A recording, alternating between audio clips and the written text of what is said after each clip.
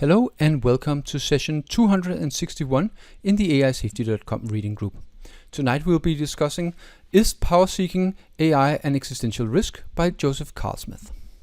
Joseph Carl-Smith is a senior research analyst at Open Philanthropy, and this was posted, this report in April of 2021, but had a somewhat substantial update in May 2022, or at least to the conclusion.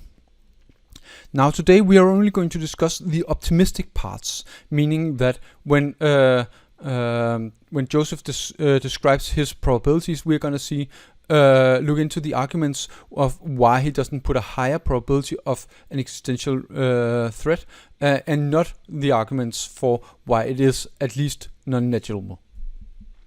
This means in practice we'll be focusing on section 6.4 and section 8. Now, the paper is, as I read it, mostly structured as to argue with someone who does not believe in AI risk and argue towards these, while there is a not insubstantial risk of an existential catastrophe from advanced AI. That means that I have reformulated quite a bit of the claims to pull out the optimistic parts. And of course, when I do that, there's a stronger risk that I've made more errors. Also, a substantial part of the paper is focusing on whether power seeking is a good abstraction for these, and that's also not something we're going to get much into today. One of the funny reasons why I thought this was an interesting paper was that the FTX Future Fund claimed that this paper was central to their relative optimism about AI, and they offered in fact millions of dollars if someone could convince them that the state of the world was worse than what was described in this paper. For the record, I don't think anyone would have won that prize, because in general convincing people is really, really hard, and I don't think that would have been possible in any meaningful way. Let's talk about advanced power-seeking system, which is Joseph Carl-Smith's abstraction and concept. Advanced capabilities are defined as scientific research, engineering, strategy, hacking, and social manipulation. So capabilities above the human level on this. This is extremely close to what Nick Bostrom talks about the cognitive superpowers in the book Superintelligence from 2014. It is also close to my definition of AGI, in that I believe that AGI is basically an AI that's capable of doing these tasks. And one more. The one that is missing is intelligence amplification. The crucial fact of if an AI is capable of improving AIs, in particular AIs similar to itself, so that it can perform an intelligence explosion, recursive self-improvement, that kind of thing. This is missing from Joseph Carl-Smith's definition. You could perhaps put it under either engineering or scientific research, but I think this is a really, really crucial fact, and one that should be at the forefront. Advanced power-seeking system has two more requirements. First is must be able to do agentic planning, and must have some kind of strategic awareness. And Joseph talks about why this is a good strategy and a good concept. I won't go too much into this. I will add some comments to his definitions on takeoff. He distinguishes between several kinds. First is a fast takeoff, the ones where the transition from a relatively high level of AI capability to a much higher and much more dangerous level takes relatively little time. He doesn't specify it as much as Bostrom, so in particular for operationalization purposes, the thing I think about is it possible in practice for us to react to a fast takeoff?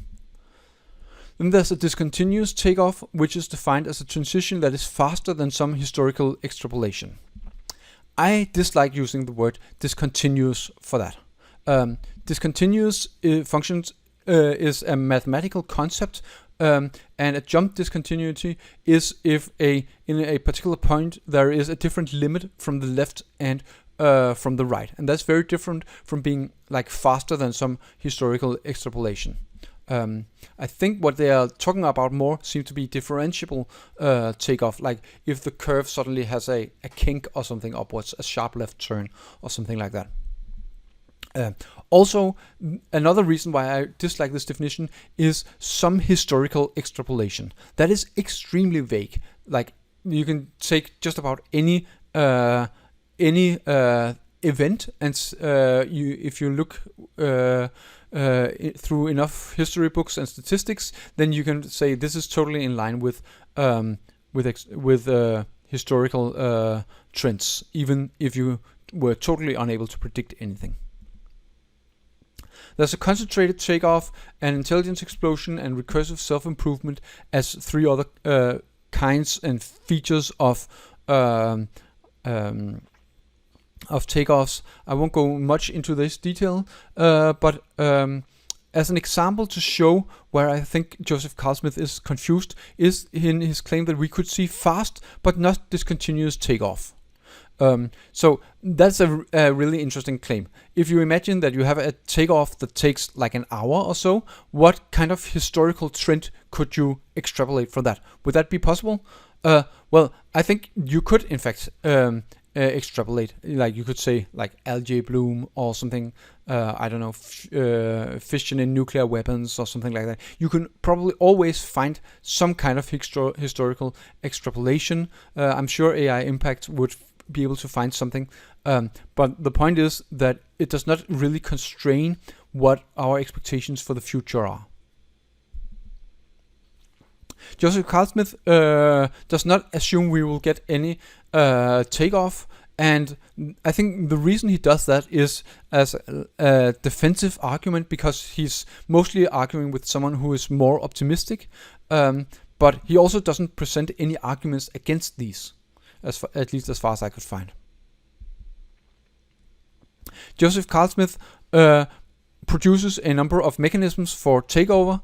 There are these 12, and he goes through them all with and mostly argues that this is a real thing that could happen, but he also for each of them gives reasons why they may not be as powerful as you might expect.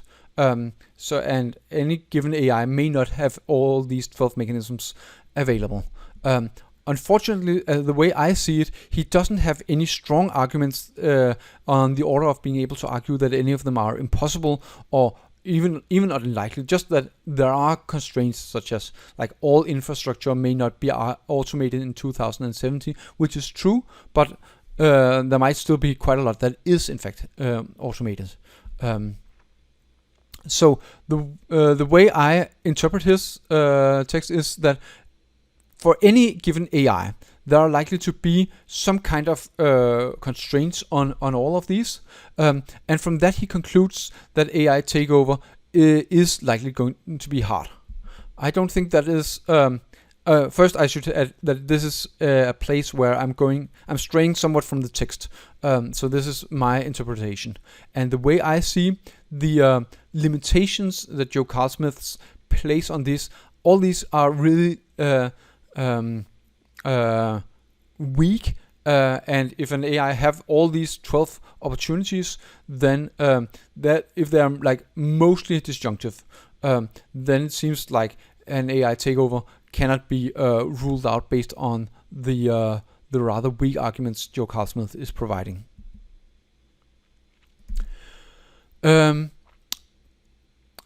Power seeking is not something that happens in a vacuum, but it's something that we expect there to be some kind of competition. There's a description about whether this will be a unipolar scenario or a multipolar scenario. It's kind of written as if it's an answer to Bostrom, but I think this is something that is well covered in Bostrom's book Superintelligence. So if we assume, one, that AIs drive most of the scientific, technological, and economic growth, and also that the AIs are misaligned and power-seeking.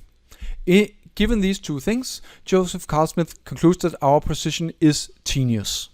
I think that is way too optimistic. I think our position, if AIs are doing most of the real things in the world, and they are misaligned and power seeking, then humanity is almost certainly doomed. We have a really poor situation because the AIs just need to coordinate, and that doesn't seem very hard once you get past a certain power level. This competition could still be in our favor. We have defenses against AI power seeking. Some of them are like non-AI, like standard computer security and what have we. These seem unfortunately to be improving much less rapidly than AI is improving right now. We may also have better AIs at our defense, depending on to what extent we can solve the alignment problem. This may be a solution, but we're not pursuing it strongly. The current trends, in my view, is rather bad. Another argument Joseph Carl-Smith presents is that we shouldn't assume that the AI is arbitrarily capable. And I don't think that the arguments for AI doom really require that. They just require that the AI is substantially more powerful, more intelligent, more capable than humans. A substantial part of the reason for optimism is the concept of warning shots, which are defined as small unintended power seeking by an AI. And of course, Joseph Carl-Smith believes they are more likely than I do. And I think the key thing is that if you have enough strategic awareness to try to seek power, external funding or something like that, then you are almost certainly also aware that if this is caught, then the AI will get shut down with prejudice and will never be turned on again. So there is no point in trying to make small kinds of power seeking. Either you go for a full coup or you don't go. There is some discussion about what kind of power seeking weaker system would like to do, and again they are more likely to get caught, and I agree. Of course, weaker systems are more likely to get caught, but I don't really think that is something that needs to be discussed very much. The big thing to be that we need to talk about is what is the probability that these AIs will try to do power seeking and try to take over. That is the thing that I think the report should focus on, rather than the probability that this will fail. There's another sentence here. We may well devote a lot of the energy to try to trigger misaligned power seeking. I'm not entirely sure what the energy really refers to. I think Joseph Carl-Smith may be saying that we may be using like a lot of the world's GDP or something like that for trying to figure out if AIs are deceptively aligned. But right now we are really not using a lot of the world's GDP for this, and I think we're missing some kind of argument why this would change. And then, Joseph Carl-Smith, of course, talks about this, why this is not going to be a fire alarm. And I appreciate his discussion. The key thing that is missing is some kind of explicit argument for why this unintended power seeking would be common. Once we have this unintended power seeking, the thing Joseph Carl-Smith expects is corrections. So we assume here that a lot of, I think in Joseph Carl-Smith's view, there are a lot of AIs that are deployed all over the world, and some of them attempt to seize power. And humans notice that it's trying to do that, and so we prevent them from doing so, and that is a correction. I think the key thing that is missing from this definition of correction is that humans react in some way. You could imagine that an AI tries to obtain a resource on the internet that it's not supposed to be able to, and a firewall blocks it. That is a correction according to this, but even if humans don't actually realize that something has changed. So in my view, for something to be a correction, then humans need to do something that prevents this in the future, either by unplugging a network cable or something like that, or at a higher level, like reconsidering whether the design of this AI is good. And I think corrections without an explicit corrective step by the humans is a somewhat misleading name. And Joseph Carl-Smith is optimistic that we will be able to do these kind of corrections. It's not guaranteed, but I think he's very optimistic. I would be a lot less optimistic in the with the assumption that the strategically aware AI is believes it is capable of taking over. Because if it believes that it is capable of taking over, then there's a probability that it's right, in particular if it has more strategic awareness than us. Joseph Carl-Smith hopes we can get into some kind of corrective feedback loop where we get an escalating series of alignment failures that will trigger more and more powerful corrective actions. That is, or in particular, updating researcher beliefs, incentives, and constraints. I'm unfortunately less optimistic.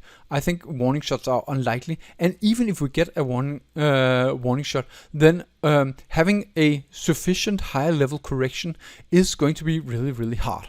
I don't think that you can actually expect the researcher incentives to change very much based on this, but I would be happy to be surprised. In particular, Joseph Carl-Smith suggests that if we get sufficiently higher impact accidents, then we may globally just ban AI. The word sufficient is, of course, makes this a tautology, so this is true by definition. But I think in order for us to globally ban AI, then it needs to be really, really obvious that it was very, very close that we were disempowered. And in that case, of course, we won't see that unless there is a real risk. And even if we do see a real risk, then global bans just seems from a political point of view to be really, really hard. I don't expect that we'll be able to globally coordinate to ban something like AI, especially if it's well incentivized. Joseph Carl-Smith does agree with many of these points. He is he is not that optimistic about corrective feedback loops, and that's of course a big part of the paper. But I think centrally the reason why we won't be able to do these corrective feedback loops is that the corrective action is solving the alignment problem, and we don't know how to solve the alignment problem. So that is why we will be unable to solve the alignment problem when the time comes. Now for chapter 8, probabilities. So before we start, Joseph Carl-Smith has a number of caveats. One is that hold the numbers slightly and don't over-update too much of them. And of course, I can't do that. It's just impossible for humans to not focus too much on whether he says 35% or 30%. And conjunctions have a known problem, it's sometimes called the multi-stage fallacy. If you have a chain of conjunctions, then first A, and then given A, then B happens, and given A and B, then C happens. In that case, updating hard enough on the previous evidence is really, really hard, because you're often updating on things that your models are totally wrong. For instance, that kind of statement can be really hard to update on.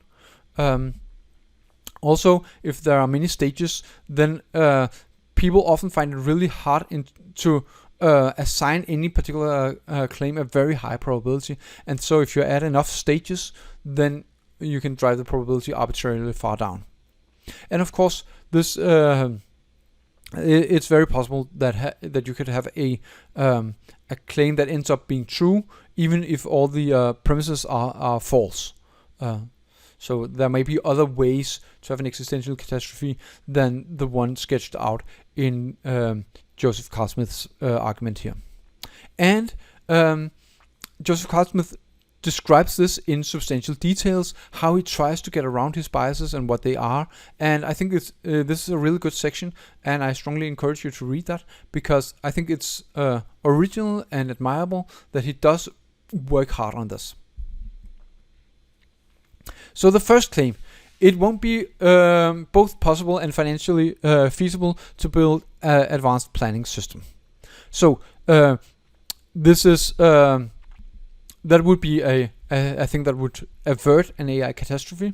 If it turns out that it's not possible to have like either one of advanced capability, agentic planning, or strategic awareness. There is a time limit on 2070 here, and his probability are based on his own forecast and OpenPhil's work against COTRAS centrally, and puts a 35% probability that we will not be able to have AGI by 2070. I think this is pretty long timelines. A lot of people have much shorter timelines, and for these three advanced capabilities, how close are we to have any of these five? It's of course an interesting question and no one knows, but it seems like economic productivity and like writing computer code or things like that are not that far away. Agentic planning also seems hard, but not like 50 years away. And strategic awareness, depending on what questions you put into GPT-3, you may easily get something that shows quite a bit of strategic awareness. So, and also I don't really like the year 2070 very much, because if we get an existential catastrophe in 2071, then that is also bad. The thing that to me would put a lower bound on this is whether it will never be possible to build AGI. I think that is an interesting, and I would have liked to see what Joe Carl Smith, what probability he puts on that. Because a number of people believe that it is impossible, and I don't know to what extent Joseph Carl Smith also does. The next is, even if we know how to build AI and it's possible, then there won't be any strong incentives to build them. And this is a rather broad claim. I think we should specify in more details that this means that there are no tasks where we have strong incentives to build APS systems for, given of course that it's both possible and feasible to build advanced planning power seeking system. And the claim why there won't be these strong incentives is that many tasks don't benefit from agentiness or strategic awareness. And this was what I was aiming for before, that if there are no strong incentives, that it doesn't matter for this claim that there are many tasks that don't benefit. The question is, are there any important tasks where there are strong incentives to build an advanced power seeking system? Joseph Carl Smith puts a 20% on this, and I think that's way too high. One of the if he says that there are no tasks, then I only need to point out one. And the one task that I could easily see is running a business. Because running a business is something that is clearly important. And if you're running a business, then having higher level of capability is really helpful. Having strategic awareness is really helpful. And some kind of agentic planning is also clearly helpful. So I think by construction, there is one example where there is in fact a strong incentive to build these systems. Another example would be to just read job adverts. In so many job adverts, they write something like, it is the person applying for this job must be a self-starter and must be able to keep the big picture in mind and things like that. There are so many positions in the real world where this really matters. So I think a 20% probability that there is no place in the world where strategic awareness matters and no place in the world where being agentic matters, I think that is clearly dramatically overconfident. I think here is a part where, when we are, I feel we're not updating enough on the previous stage where we assume that this was feasible. Because if we assume that it's feasible to build an engineer bot that is just more capable than a standard human engineer, then how can you say that there is only a 20% probability that no one that there is 20 probability that no one will find this useful? People really obviously want something that can do engineering or that can do scientific research. That seems the incentives to me seem extremely strong. Next claim, it won't be much harder to develop aligned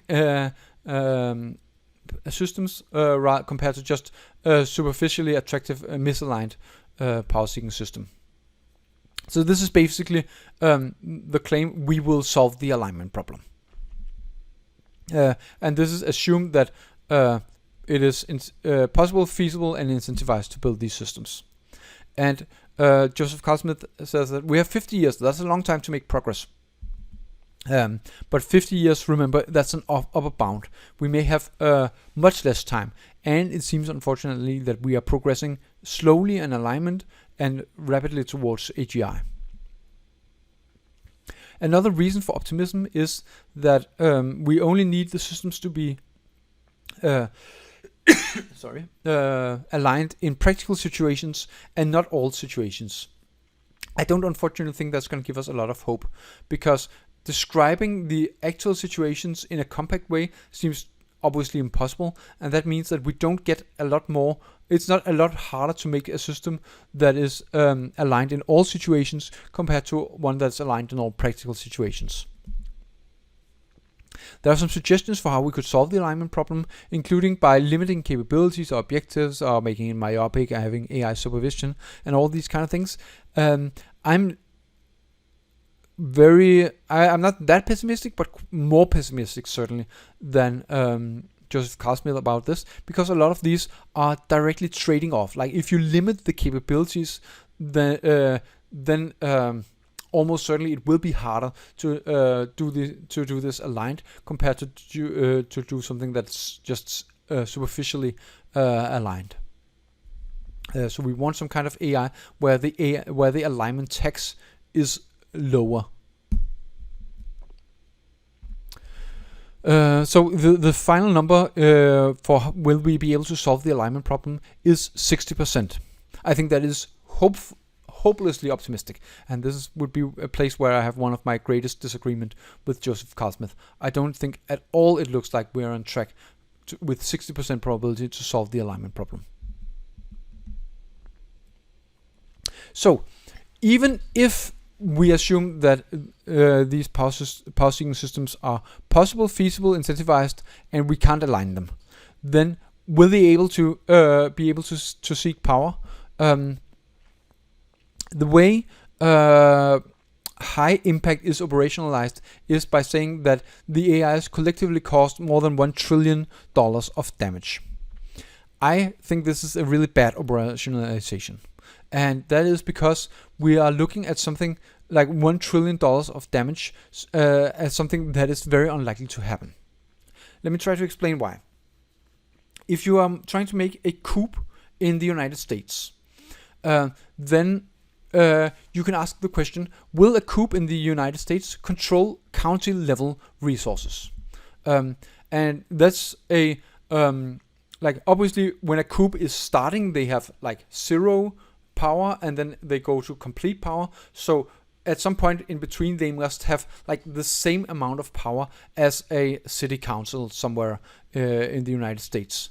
But that is really the way you obtain power is not by becoming mayor in Los Angeles or something like that. If you want to do a coup in the United States, you need to go to the White House and the Senate and in Washington D.C. and things like that. So because coups are very much all or nothing, and so this something that damages more than 1 trillion but doesn't take over entirely is very unlikely in my view. The way I would rather operationalize this is by looking at the probability of success. Like, will a coup at some point be considered 5% likely to succeed? That is something that cuts reality much more, shows more what a coup is likely going to be.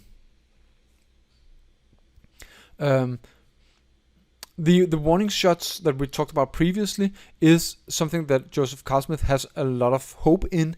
He believes that before we get to 1 trillion, we're going to see a lot of warning shots.